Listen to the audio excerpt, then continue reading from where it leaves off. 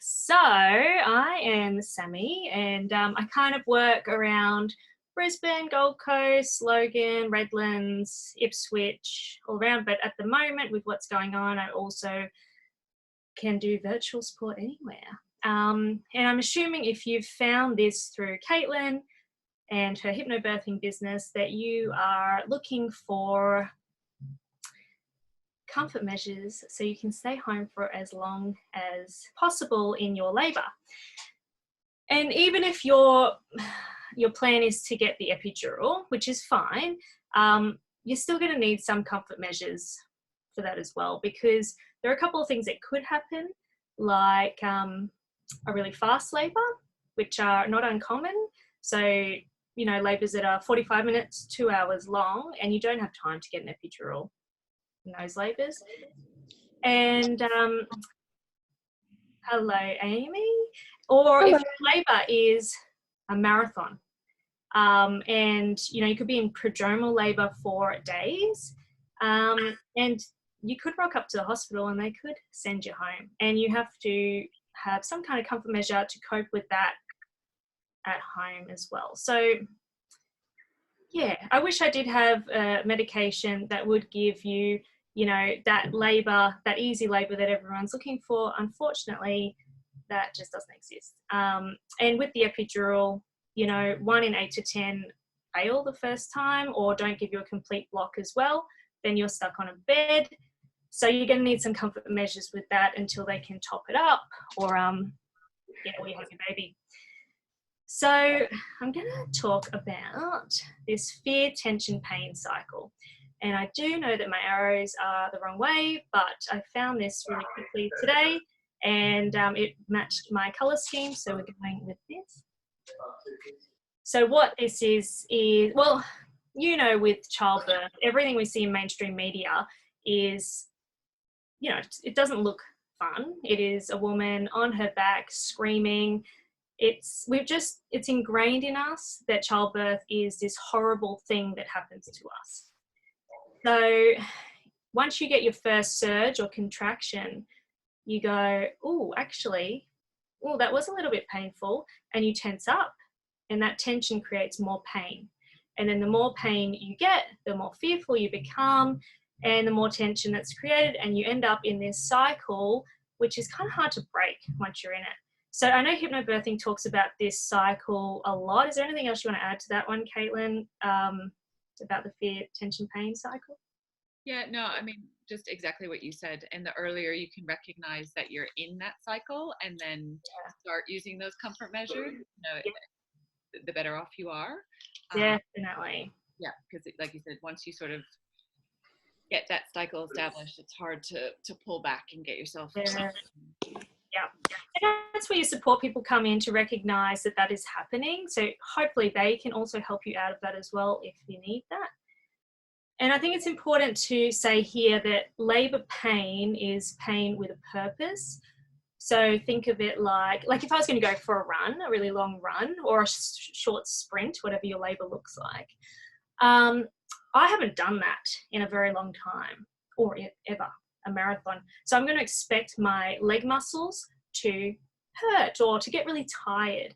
So if we think of our uterus like this big muscle that is working in this way, possibly for the first time ever, then we can kind of go, okay, this is pain with a purpose. It's not pain where you've cut your finger.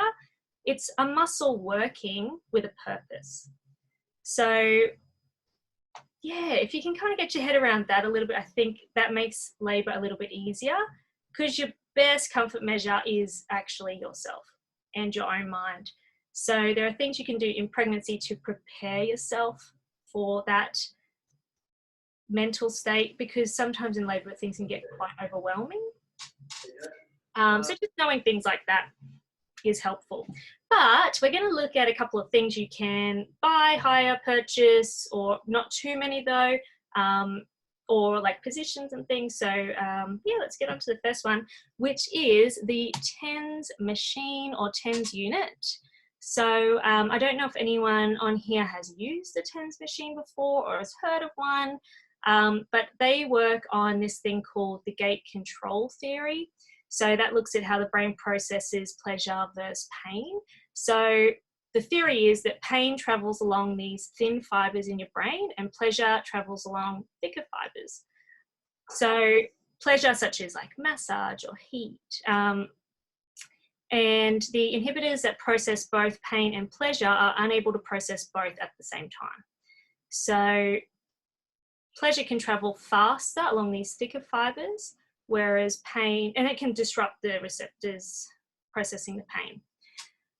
So that's where the TENS machine comes in, and a lot of these comfort measures. So it is these 4 sticky pads that stick on your back, and you have a little button. So it's just giving you this slow electrical pulse throughout your whole labor. And then when you feel your surge coming on, you press the button and it gives you a boost of that electrical pulse. So that pulse, I've written there, I've got a couple of support person tips and how things work throughout this.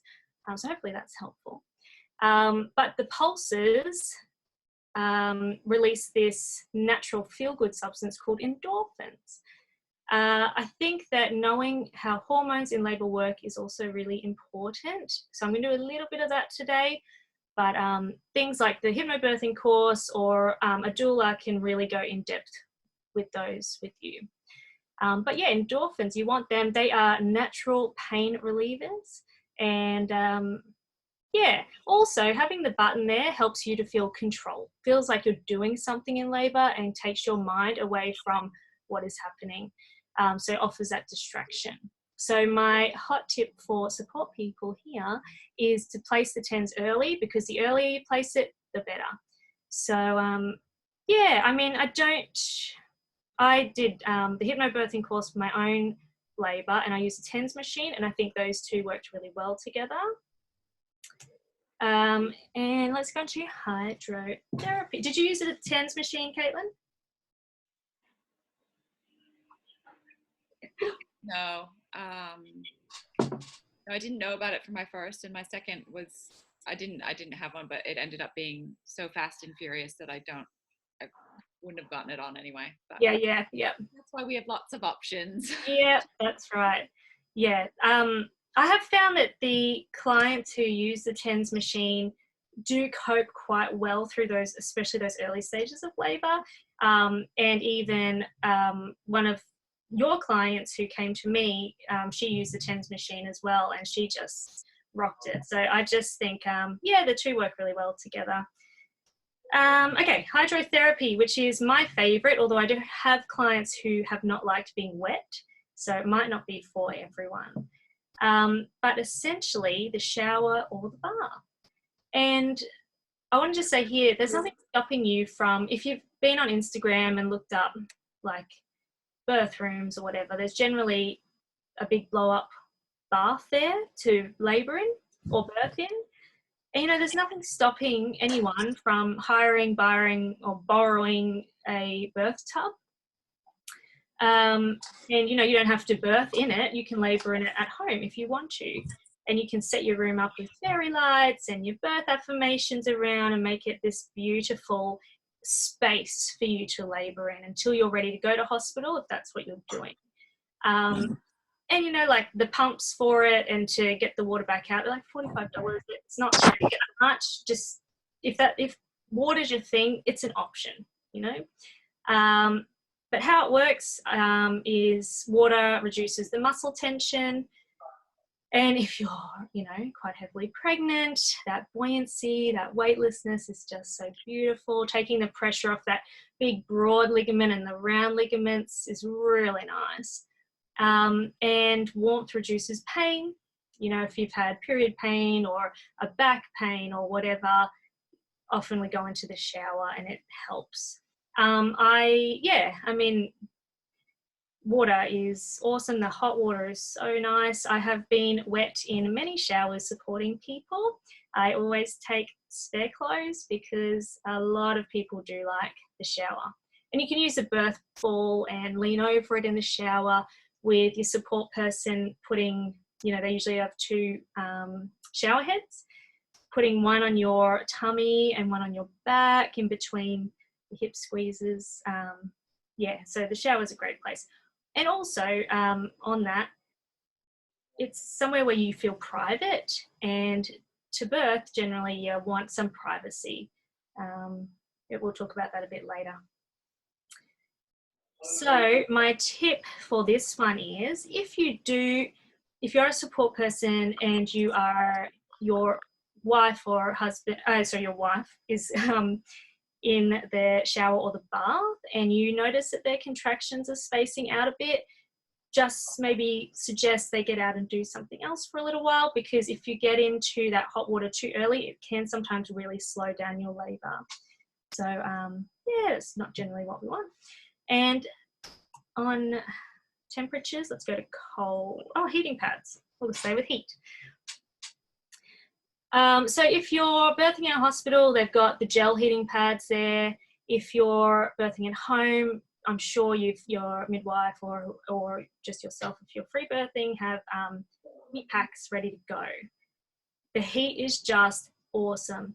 So how it works, it reduces that adrenaline, that fight or flight response, reduces your muscle spasms, increases circulation, raises your pain threshold.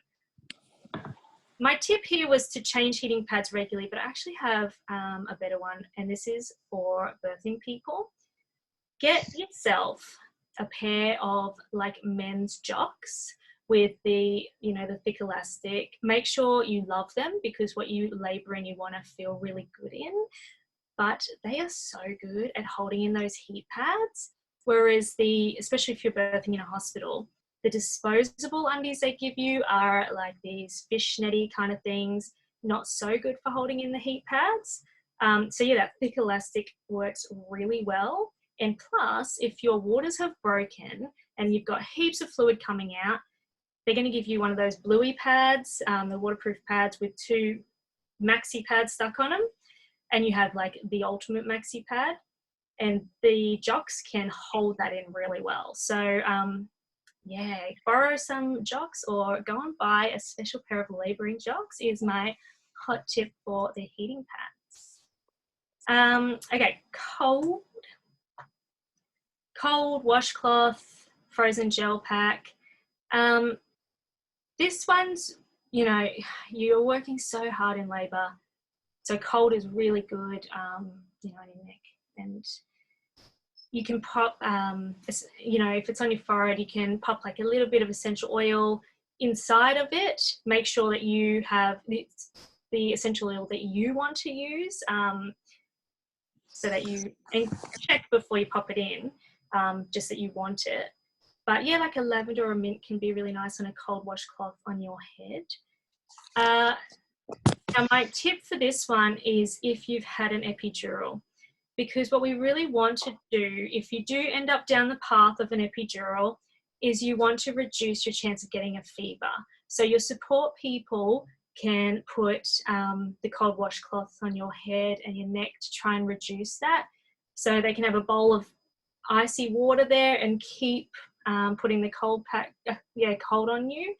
Because if you get a fever and your waters have been broken for a long time, you end up down a road that you might not want with, say, antibiotics for your newborn, or, because they might think you've had an infection. And so fever with epidural is a really common side effect. So if you can try and keep your temperature down, that's a really good tip as well. Okay.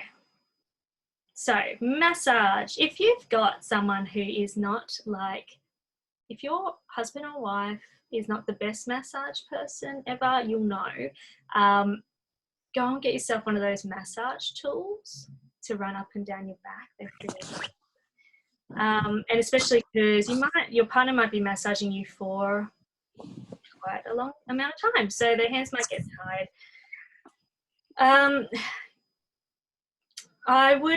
What I would say to a client is start making massage something part of your pregnancy routine and ritual. So like, say, every night from 37 weeks or 32 weeks, to have a massage with like a certain massage oil, and that is your happy place. So every night you're going to get that massage done. and you feel really good about it. So then when you're in labor, it's triggering that oxytocin, which is your feel-good hormone that you want lots of in labor, to and you're taken back to your safe space, like that ritual that you've started in your pregnancy. Yeah, and like, you know, you can do your back tickles in between your surges, which I've never known a client to not like that. The support person tip that I have for massage is discuss communication style before labor begins. So I do this with my clients. You can do it with your husband or wife or your mum or sister, whoever you're taking in with you, because you don't want to be asked, is this okay? Especially through your surge. No.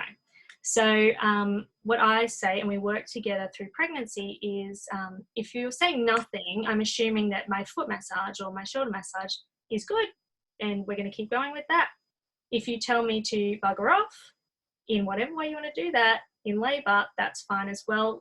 That open communication. So I think that's important with massage, especially if your partner is kind of standing around going, oh, I don't quite know what to do. The massage is always, like the back tickles are always really good. I know, Caitlin, the Hypnobirthing does the light touch massage, doesn't it? It's just so nice. I want that every night anyway. Yeah, massage is huge for your oxytocin. And also it makes you feel connected to your partner as well. I always give my clients space to have, just quickly on the massage, to have space and do the massage together while I and the midwives or whoever get out of the room, and just get that real like love hormone going. Okay, so your counter pressure is a huge ticket item for helping you cope, a good comfort measure. And there's two main counter pressures here. The first one there is the sacrum counter pressure, so it's just two hands on the sacrum. And the second one is of a lovely doula doing a double hip squeeze. Now, I stole this picture off the internet in particular because she's got a really good technique where her fingers are together, and she's facing them together as she pushes up and in. Because if you do the double hip squeeze, naturally we kind of go like this, like our fingers are facing up towards the birthing person's head. You're using all your muscular strength and you're going to get so tired. The support person's going to get so tired. Whereas if you're using your fingers in this way, you're stacking your bones, and you can last for a lot longer. I would say with the double hip squeeze, if you're using it, having to use it really early in your labor, it's probably something with baby's position, maybe baby's posterior rather than anterior. So yeah, lots of forward leaning can help baby get into that anterior position. But you know what? Some babies are just posterior, and that's the way it is. But just take note, if you're having to do a lot of hip squeezes and you are like screaming for it in the earliest parts of your labor, you probably need to look at, I would look at the Spinning Babies 3 Sisters of Balance, which we'll talk a little bit about here, but just as a little side note there. And the counter pressure is really good to practice in pregnancy and bond with whoever you are taking into that birth room with you as well. And then they can learn how to do it. So yeah, double hip squeeze is, I've never known anyone to not like it, especially once you hit active labor and transition. Support people, you got to make sure when you're doing it, you're not stopping the birthing person from moving their hips. So you want to move with them, because you, the birthing person, you're going to move exactly how you need to move your baby down. So if you're swinging your hips or whatever, you're doing that because that's what your body is telling you to do. So you don't want a support person there stopping you from moving in that way, if that makes sense. All right, and then we're on to movement.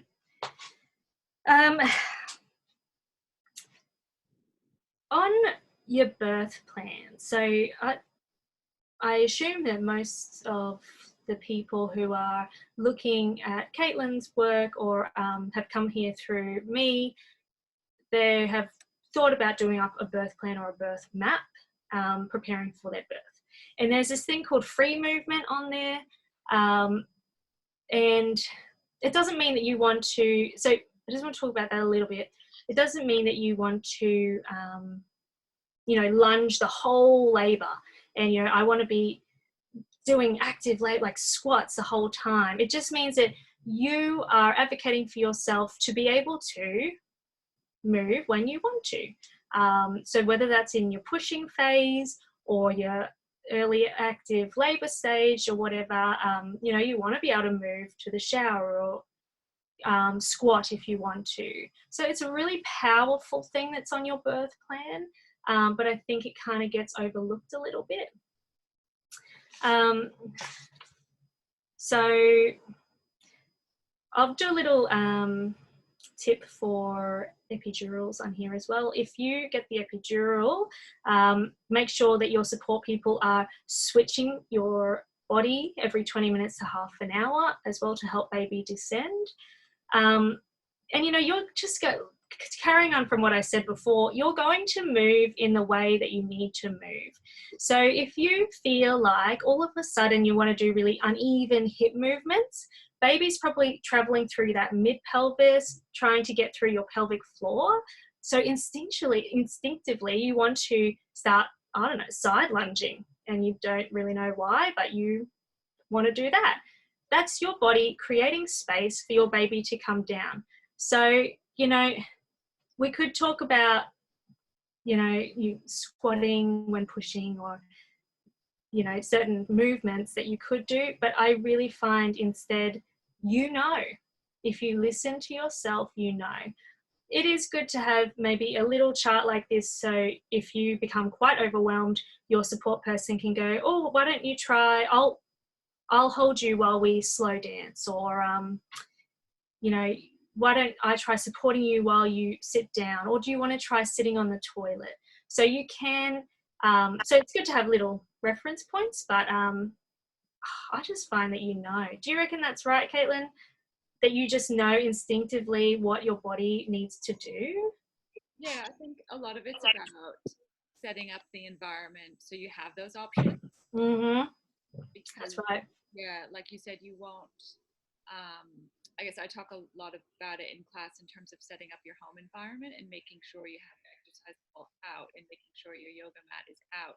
Yep. When you're in labor, if you see the exercise ball, like you said, you'll just be like, yeah, for some reason I feel like I need to sit on that. And you'll sit on it, kind of move and groove. Yep. If it's tucked away in the closet, you won't be like, it would feel good if I went and got my exercise ball and got it. But if you see it, you'll definitely know it. Yep. So whether you're at home or hospital, just setting up the environment so it is conducive for you moving and for you to try lots of different positions until you find the one that's right. Yep. And unfortunately on that, if you go into hospital, maybe for an induction, the focal point in the room is the bed. And yeah, you might have a birth ball tucked away in a bath somewhere, which you're not allowed to use because you're being induced or whatever. So yeah, that is really true. To get in there and set it up, get away from the bed if that's what you want to do. One thing that one of my mentors said is go in, if the birthing person doesn't want to use the bed or that's not going to be their main go-to, go and put all the bags on the bed so that it's kind of, it kind of takes away that option a little bit. But then for a lot of clients, the hospital bed is a great place to rest, but putting the back of it up, leaning over it, then I can do some acupressure. The support person, the husband or wife can do some double hip squeezes or some back tickles or whatever. So yeah, so many options. Listen to yourself. If you go in and say you're being induced and they say, oh, here's your bed, and you think, I don't know if I should be lying on that. Listen to yourself, advocate for yourself, and just stand up. Sit on the birth ball. And if you want to start rocking in figure eights, you can think, oh, maybe baby's kind of coming through my mid-pelvis here.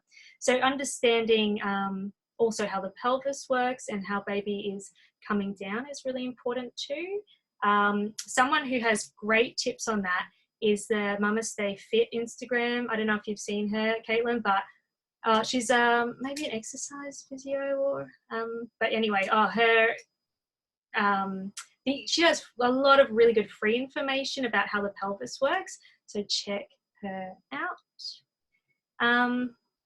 And then my support person tip for movement is, does that birthing person look comfortable?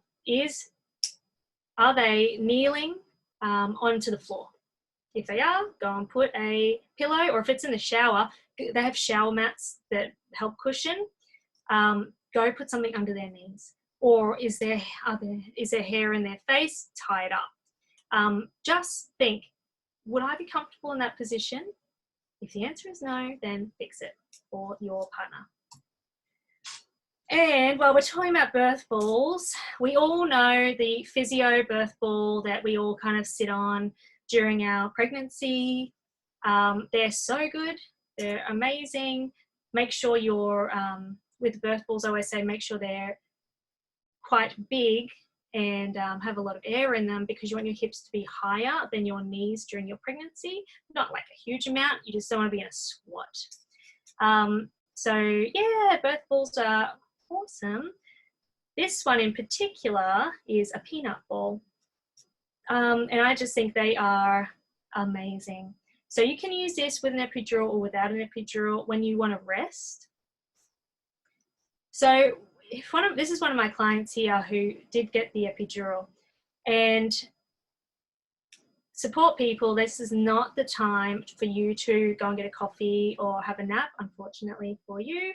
This is a time where you need to be working those cold washcloths on their body. And so this was, her epidural actually didn't give a full block. So that's why the nurse is there, or a doctor, I'm not sure. I think they were checking her out there when I took a sneaky photo. So what we were doing, I would usually be standing where that care provider is at the back there, or swapping out with the partner. And we would put one hand on the birthing person's hip, and see where he's supporting her leg there. You put one hand on the leg, and you're gently rocking that birthing person from side to side. So this client in particular was at 4 centimeters when she got the epidural.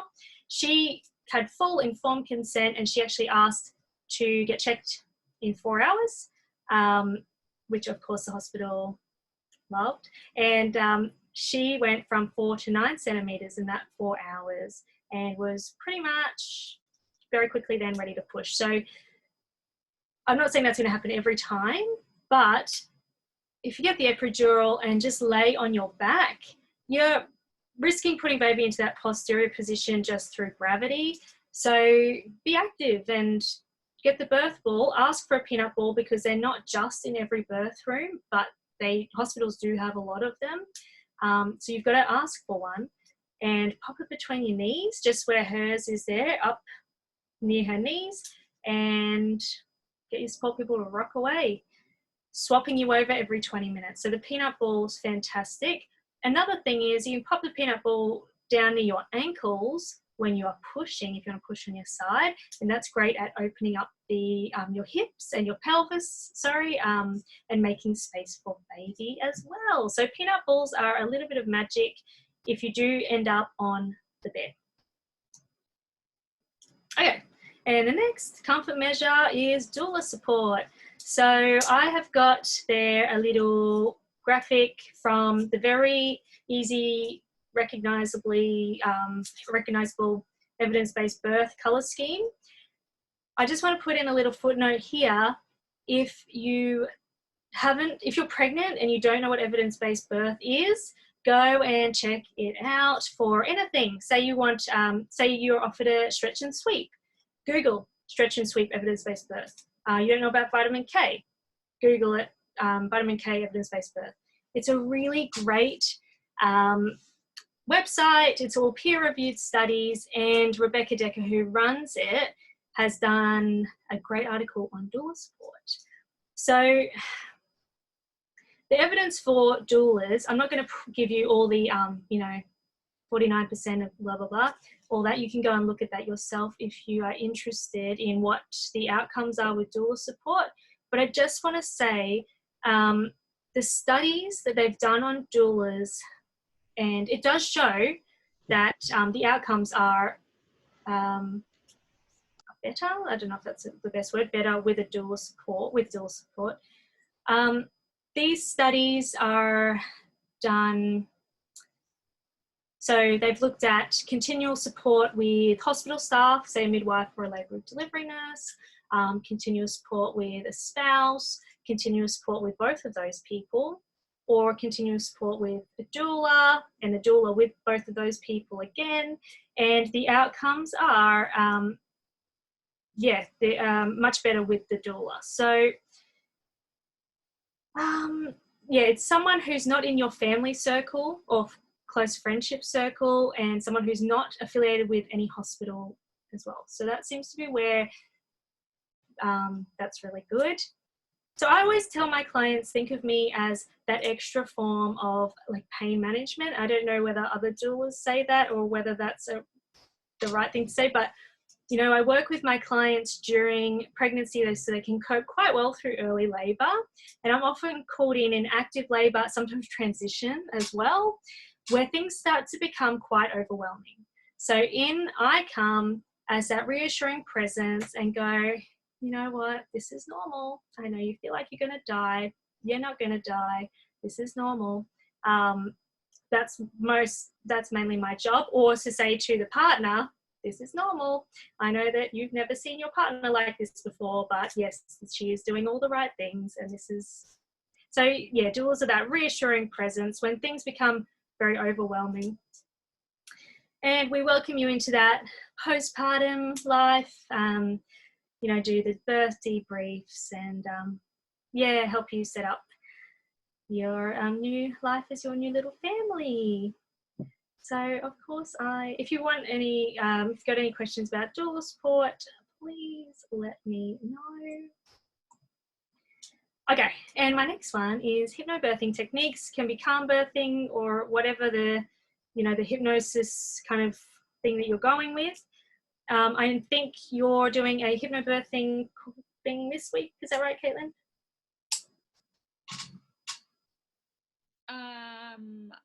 I have a class on Saturday. Okay, yep. And then I'm doing like an information session. I can't remember when. Cool. Okay. So I'm not going to go into all the hypnobirthing techniques. I'm not trained as a hypnobirthing teacher.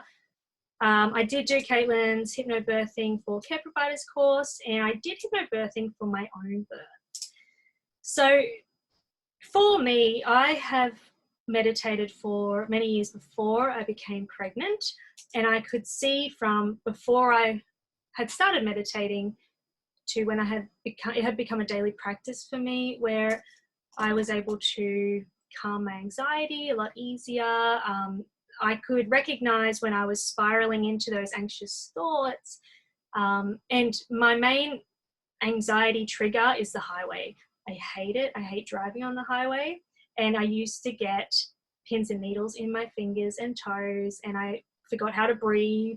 And that's not exactly what you want on the highway. So something that you're taught in meditation, and it is the same in hypnobirthing, is that anchor touch. So that's something that I do on the highway, although it hasn't happened in a little while, but I have many memories of me doing this on the highway. And it's just that hand on my chest and take a big deep breath in, engaging that parasympathetic nervous system, and breathe out. It just takes one breath really with that hand on as I'm holding the steering wheel here. That anchor touch puts me back into the present moment. The tunnel vision kind of clears, and I feel okay again.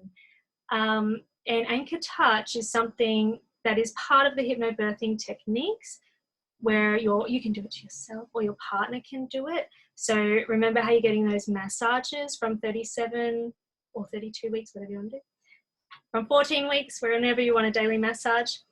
Get your partner to just end with that, wherever it might be on your hand. Where do most people do their anchor touch? Mine was on my shoulders.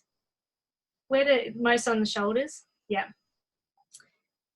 And you just focus on their touch and it brings you back to that present moment.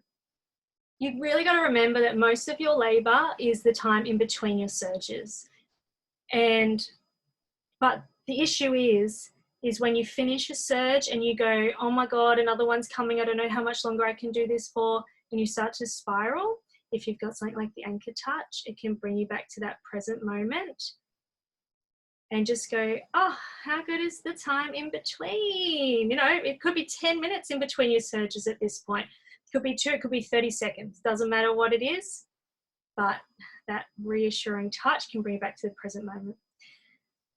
The guided hypnosis, I really love the fear release, and I get most of my clients to do that if they've done the hypnobirthing course right before their birth or during their early labor, or if things aren't progressing even in their labor. Because sometimes that's something that you're holding on to, that fear, can really stop your labor from progressing or happening. So fear release is beautiful. But yeah, the Hypnobirthing Australia have heaps of great hypnosis.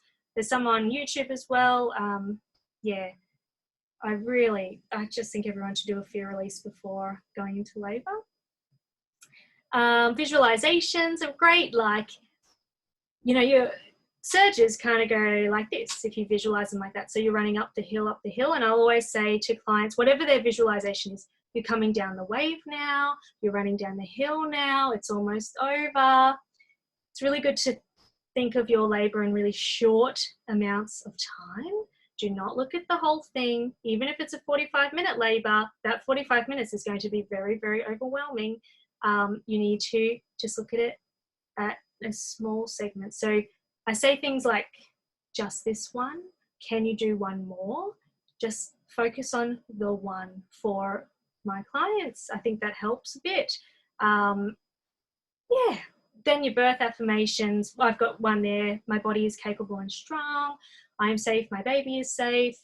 You know, they can be great to just say internally. Did you have one that you did during your labours, Caitlin, an affirmation? Yeah, particularly with my second, because it was a home birth. It was definitely, I am safe, my baby is safe. Yes. I don't remember like consciously thinking about it while I was in labor. Yep. Certainly in pregnancy, that was like the one that I sort of most gravitated towards. Yes. Yeah. And, you know, just having those visualizations up on your wall, I'm sure well, I don't know, but you probably had them up, especially for a home birth. But all the hospital rooms I go into have the visualizations up on the walls as well.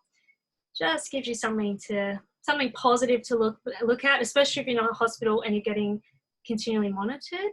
Something that's not the monitor, which is hard to do. Yeah, so your mental state is so important, as that's your main comfort measure, because you can have a TENS machine on, you can be in the water, but if you're spiraling out of control mentally, none of that is going to matter. So you need to have, and it's something that you can practice. So there's a really good app called Mind the Bump, which does like 6-minute meditations, and they're pregnancy focused, and it's Australian made. And that can be really good at connecting those the neural pathways, so you can put yourself into a space of calm during your labor, and recognizing when you are spiraling out of control. Because yeah, I think that's, if nothing else, your mental state is everything. I always like to point out too that it doesn't really matter if you've done like hypnobirthing or calm birth or, you know, whatever preparation you've done, but you probably will have moments in labor where you do spiral. Like it just labor's hard, and there's times where it's really uncomfortable, it's really intense, you don't want to be doing it anymore. Yep. So it's really important to have those mental techniques so you can pull yourself back from that place. Absolutely. Yeah, and like I said, it will happen. I'm sure some women get through labor without having those moments, or maybe they get through labor and just don't remember them happening. But chances are you will have a mental, labor's all in your head, or most of it's in your head. So chances are you will have at least one mental battle. So definitely preparing for that. Absolutely. Yeah, and that's where understanding the hormones in labor is super important as well. That crisis of confidence there, that just, it's going to happen. Yeah, so that's why prepping your support people, doing the work yourself is so important to understanding those stages of labor. Yeah, that's a really good point. Thank you. All right, setting up your birth space and making that a really nice place. I do have a picture there of someone who is birthing at home, but you can set up your hospital room really lovely. I always bring in the battery tea light candles, and I put fairy lights in the bathroom, and I put fairy lights in their room. So I'm going to talk about lighting really quickly first, because no one births under fluorescent lights well. It's not, we're mammals. Have you ever seen a cat walk into a servo in the middle of the night and birth there? No, the cat is going to find a space in the dark, in the quiet, and that's where they're going to birth. They always put their kittens on your shoes in the cupboard or whatever. So we need that darkness generally. I mean, if you're having a crisis of confidence and the darkness isn't working, maybe you do want to turn on the lights and just change it up a little bit. But as a general rule, most mammals like to birth in a lower lighting where they don't feel so exposed. And that also brings me to melatonin really quickly, which is super important for your natural progression of labor. Blue light is just not very good for you in labor, so put your phone away. I'm drafting a blog post about melatonin right now. I'll put it up in the next few days, hopefully. So important.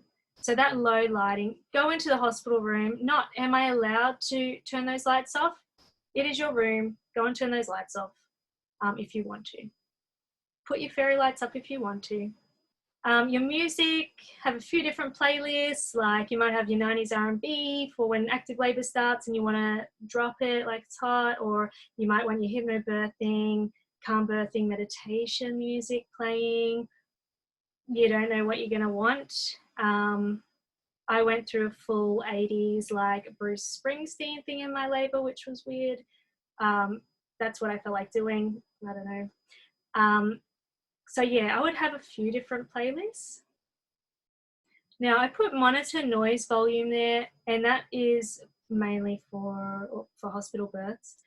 I support a lot of VBAC clients, and for some of them, they really like to hear the monitor. So if that's your thing, you can turn it up or just make sure the music is down so you can hear it. They like to hear their baby's heartbeat. But if you are finding you don't want to hear it and it's taking the focus away from you, turn it down as well. It's your room. Do whatever you want with it. This is your birth. So, Sammy, can I just ask a question about the monitors now too? Yep.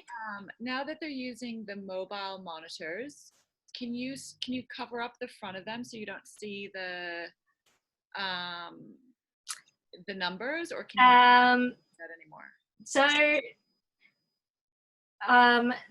I got told off in a birth for doing that, and they said it was a fire hazard. I don't know. Okay. Yeah. But do it. See if what happens. Okay. I'm sure you've got fire issues. You still physically can, whether it's a fire. Oh yeah. In where I have been, yeah. Okay. And the number of people in the room. You can, again, say no to anyone. If you don't want that resident to come in, if you don't want the student midwife to come in. I'm a teacher as well, and so I do understand how important prac is. But if you don't want that person in, they can learn somewhere else.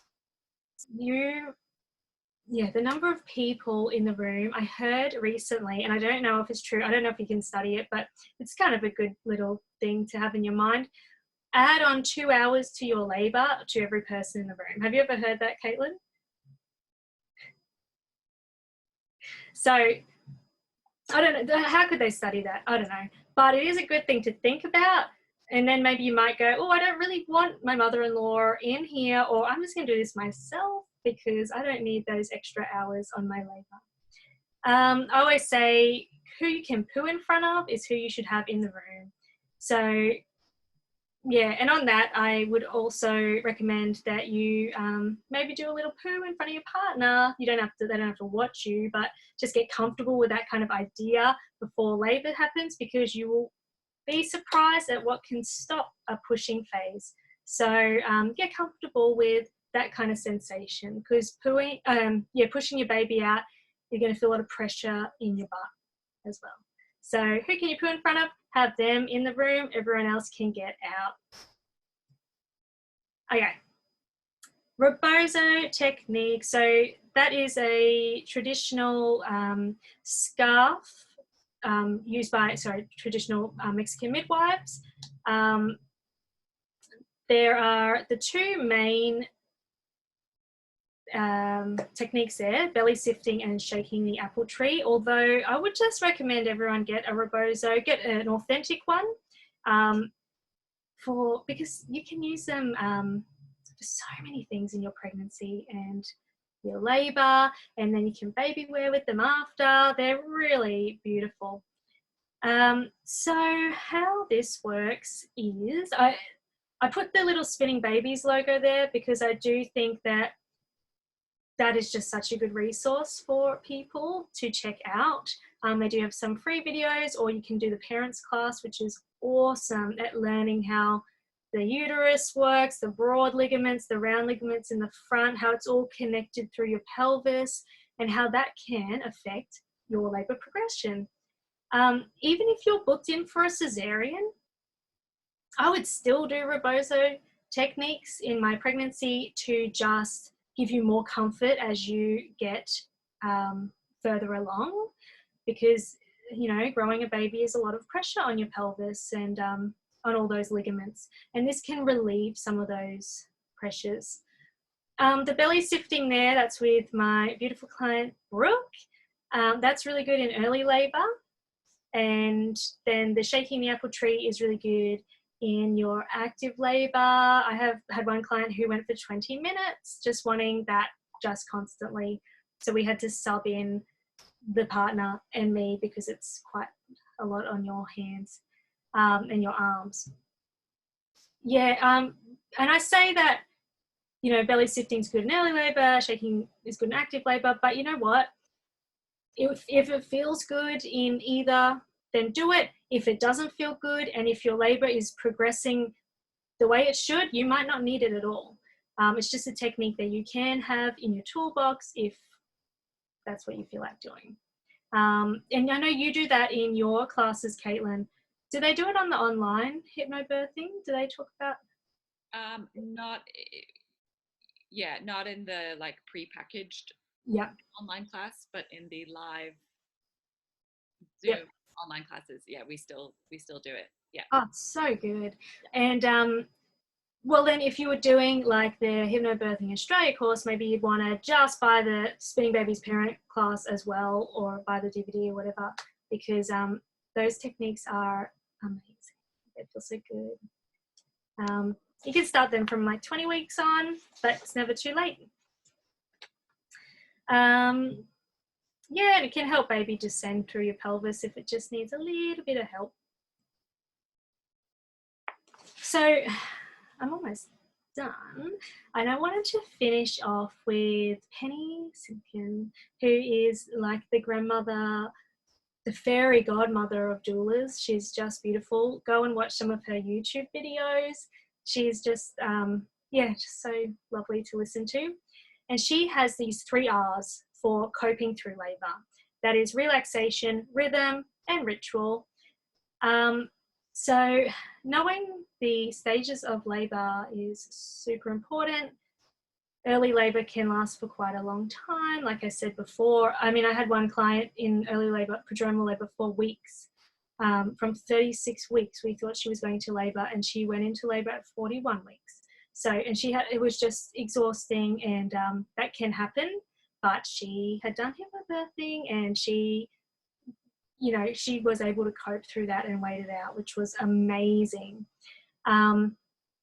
So I would say relax in your early labor as much as possible. If you wake up in early labor in the middle of the night, which may happen because that's when we kind of go into labor in the middle of the night, try and go back to sleep. If it's true labor, it will just progress. If you wake up in the morning and say you go into labor at 8 a.m., do something really relaxing for that day. Go get a coffee with friends if isolation has lifted, or watch a movie. Sometimes when we've done something like hypnobirthing, or we've read this book called Juju's Birth Skills, which I'm going to talk about really quickly here as well, we can get really excited to go into labor, which I did. I got super excited, and so I kind of felt those first surges. I was so ready, and I went for like a 6-kilometer walk. Do not do that. That is very, very bad.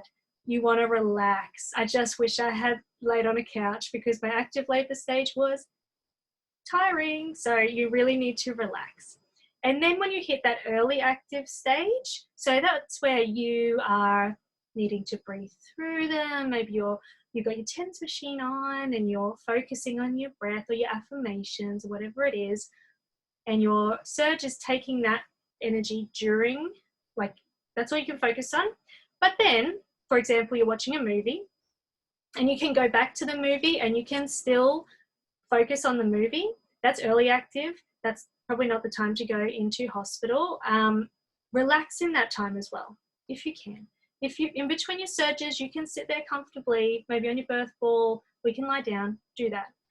Then when you hit active labor, so this is when you you're going to know you're in active labor, or your support person is, because you kind of seem drunk, and you might be able to answer questions, but it might be a little bit delayed, or your answers might not be like quite making a lot of sense.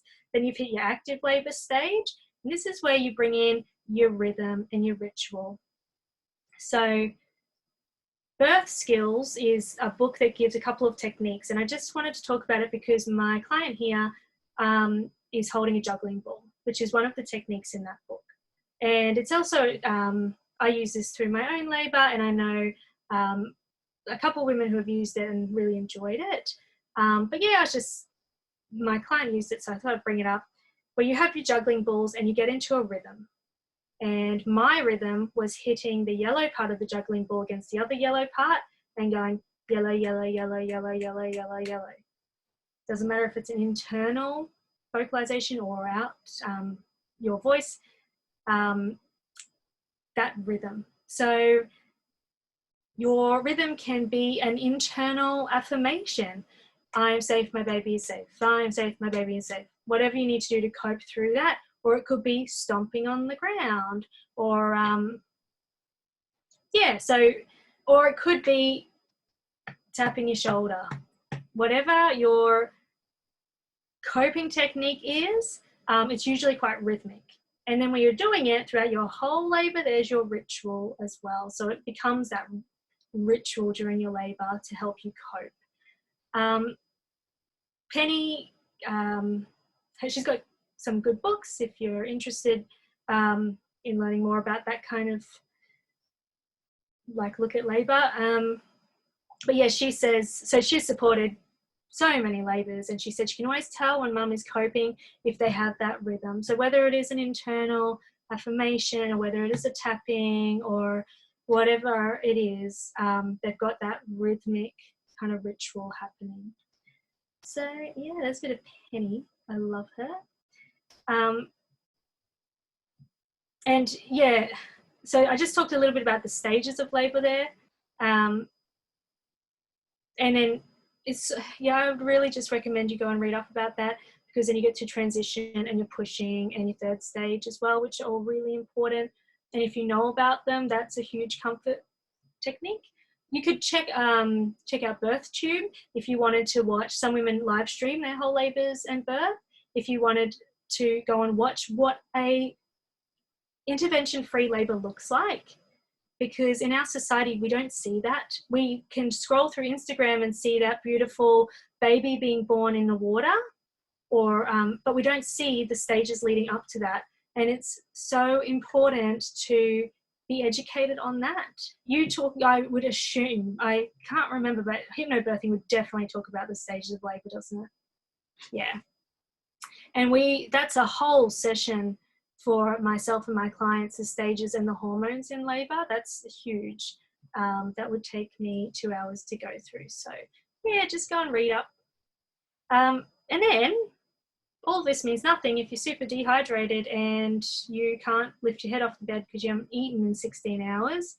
So make sure you eat, you stay well hydrated, because that is that's everything. If you have been in early labour for a long time and you're eating and drinking really well, coconut water is fantastic, or you can Google some like labour tea mixes and things. Then when you walk into the hospital room, if you're birthing in a hospital, and they say, "Hi, welcome to birth suite, here's your bed, just jump up and we'll put a catheter in your hand," and you're a low risk, maybe you're a first time mum, and you think to yourself, you know, why do I need this saline drip in right now? I've been eating and drinking, I'm doing all those things myself, because the catheter is not a comfort measure. So I've had some clients who wanted it because they find it really hard to, it often is quite hard to do that to them. So they wanted to do it. But most of the time it's annoying, and then you have to lean up against the bed with a needle in your hand. So being well hydrated and well fed can reduce that having to happen, and you can stay mobile. So support person, I would set a timer, and I get my clients' partners to do this, that they just have like a little vibration in their pocket.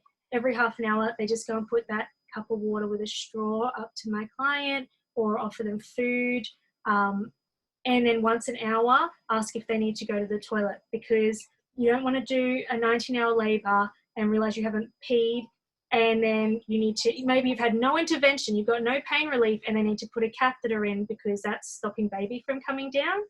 So yeah, partners, just be on toilet duty. Just say, do you need to go to the toilet? They don't have to go to the toilet every hour, but it's just making the birthing person aware that, you know, they should pee. And also labouring on the toilet is quite good. It's a safe place. And for support people, they need to eat as well. Oh, yes. Yeah, so make sure your partner is also eating. Again, could be 16 hours for them, and you don't want them feeling, you know, kind of lightheaded and out of it. You want them to be present. So make sure they pack snacks and things as well. Oh, yeah. I'll always come in with a little cheeseburger meal or something for the partner, because it's a long haul. It is sometimes it's not, but they need to eat. Good point. Yeah. So I hope that was helpful. And, you know, it's kind of hard and draining to listen to one person talking the whole time. So, hopefully that's not been too hard. But yeah, I think that's kind of it. If you have any questions about doula support and how, you know, doulas now with the hospital restrictions can do virtual support, which I've got one of those coming up soon, and we're preparing for that virtual support. But, you know, if you're near the Gold Coast Uni is still allowing doulas in. But the Mater is as well. So hopefully the hospital's easing other restrictions. So hopefully as they ease, you know, they're having clinics and things like that again. So hopefully they'll start easing the doula restrictions too. So, but does anyone have any questions? If you can either unmute yourself or just pop something in the chat box. Or you can find Sammy or I on social media if you want to ask us questions afterwards. Yeah. Cool. And like I said, I've been recording this, so I'll pop it up at my Facebook group and website. So if you want to come back to it, you can do that, and then Sammy will come with it too. Awesome. Well, thanks for having me, Caitlin. That was fun. Yeah. Hopefully it was helpful.